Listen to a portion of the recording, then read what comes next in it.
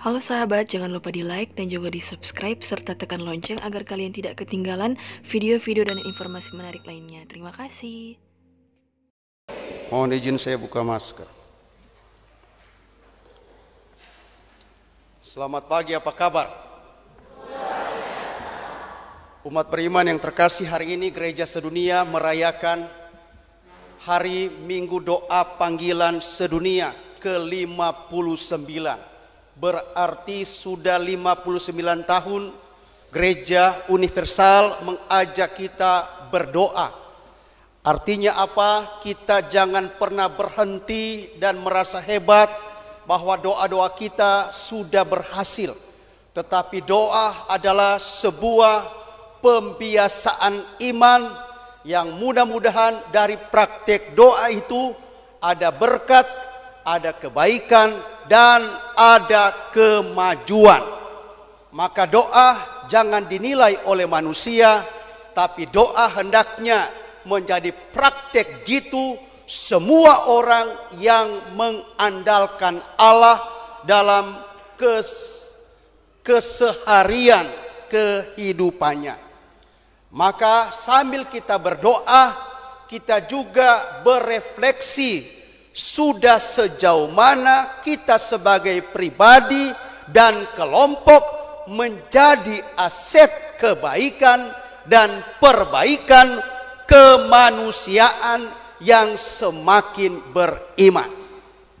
Jadi sambil kita berdoa, kita berefleksi. Refleksi itu bertanya, di paroki ini seberapa pastor? Hampir 3 toh? Ya 3, anggap lo 3. Apakah Anda sudah puas dengan 3 imam? Di paroki ini ada berapa suster? Ya enggak ada. Di paroki ini ada berapa frater? Ya enggak ada. Di paroki ini ada berapa bruder? Ya enggak ada. Di paroki ini ada berapa katekis awam yang secara istimewa memberi diri untuk karya-karya pelayanan? Ya enggak ada. Artinya apa? Jangan kita begitu takabur dengan identitas kita sambil kita lupa mengganjang khusus pribadi kita, keluarga kita untuk bisa mendatangkan kebaikan dan perbaikan. Karena itu Yesus minta, kalau kita mau mendapatkan berkat, mari kita sama-sama mendengarkan suara Tuhan. Jadi saya dan Anda sama-sama mendengarkan suara Tuhan. Supaya suara Tuhan sungguh-sungguh efektif, maka di hati kita masing-masing hendaknya bertakhta Roh Kudus. Sehingga kalau Roh Kudus bertakhta dalam hati kita, Roh Kudus tidak pernah salah. Karena Roh Kudus selalu menghidangkan kebaikan, kebenaran, cinta yang menyelamatkan. Maka orang-orang yang diinspirasi oleh Roh Kudus setelah mendengarkan sabda Tuhan, pasti orang-orang yang suka berkolaborasi dengan karya-karya kebaikan. Maka saya bilang omong kosong, Anda semua yang bilang belum tentu kita mau masuk, siapa lebih belum masuk surga kalau Anda tidak terbiasa masuk gereja, amin.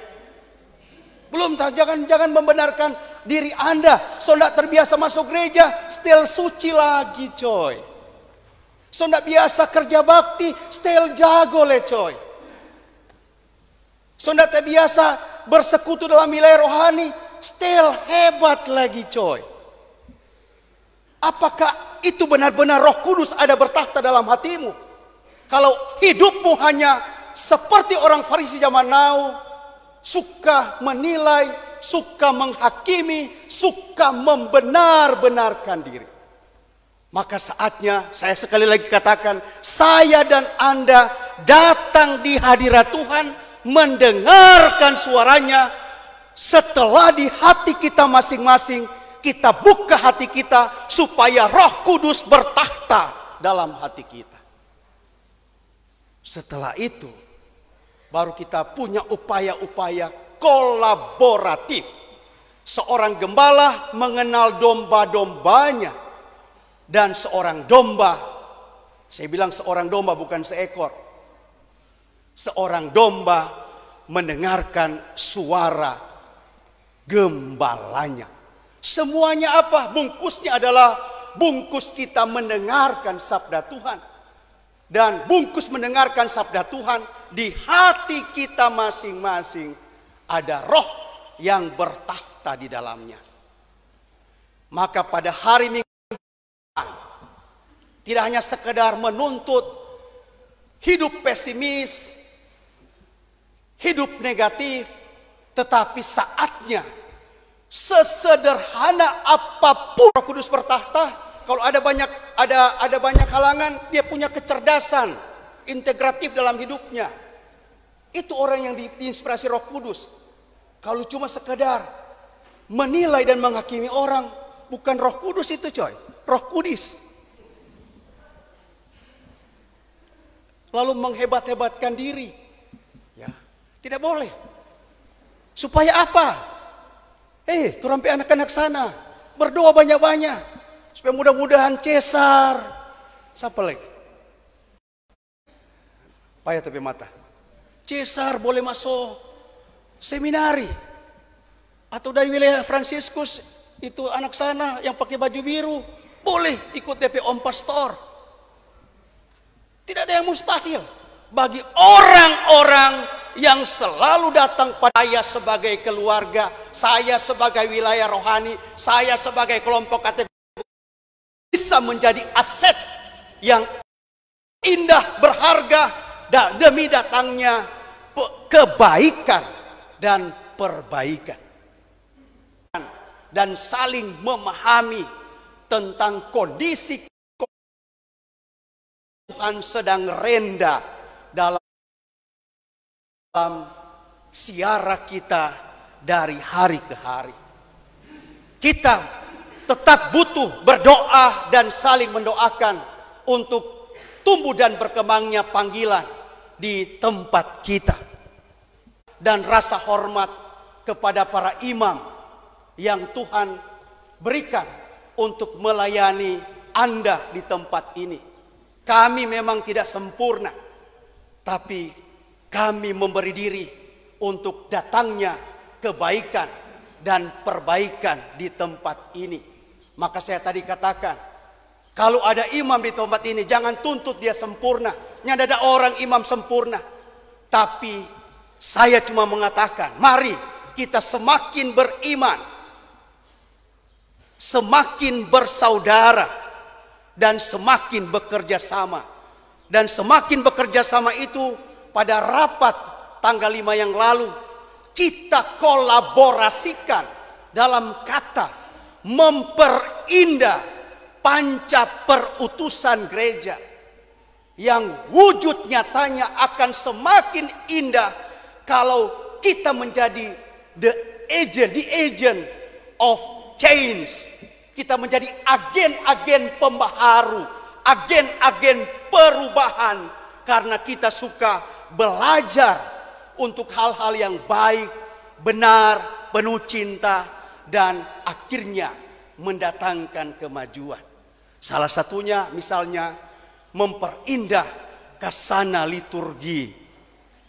Memperindah kasana liturgi yang mudah-mudahan untuk minggu-minggu ke depan semakin indah. Karena apa? Melayani Tuhan bukan untuk menyenangkan pastor paroki. Bukan. Melayani Tuhan bukan dibayang-bayangi oleh ketakutan untuk salah, tapi melayani Tuhan di pikiran dan hati kita. Inilah tindakan iman untuk saya memuliakan Tuhan, karena hari ini, minggu ini, saya dipakai oleh Tuhan bukan karena kehebatan saya, tapi saya dipakai oleh Tuhan karena saya mengimani Dia. Maka saya sendiri akan memaksimalkan potensi iman saya lewat cara menyanyi, cara membaca, cara berdoa, cara berliturgi dengan gerak-geraknya. Saya memperindah itu supaya nama Tuhan dimuliakan. dan banyak orang disentuh dengan karya kerasulan liturgis yang boleh mereka bawa pulang untuk menepuk-nepuk dada. Ada damai di hati ini, ada kebenaran di hati ini. Maka kalau kita diminta oleh Bapa Suci berdoa untuk panggilan sedunia, silakan di rumah Anda masing-masing berdoalah supaya dari keluarga, misalnya keluarga apa ya?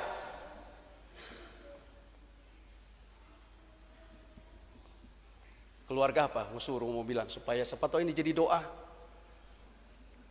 Kasih baik Kaligis. Ada misa pertama yang Insya Yesus pada Ichiro kelas berapa? Ichiro 4 1 5 6 11 12 tahun ke depan.